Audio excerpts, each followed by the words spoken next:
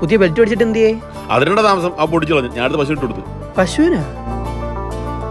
എന്തായാലും അവനെയൊക്കെ നല്ല ചെയ്യുന്നുണ്ട്.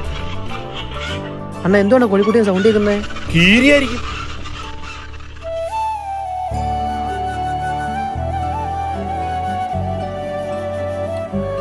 അയ്യോ, കീരിയല്ലടാ, പട്ടിയാണ് പിടിച്ചാന്ന് തോന്നുന്നു.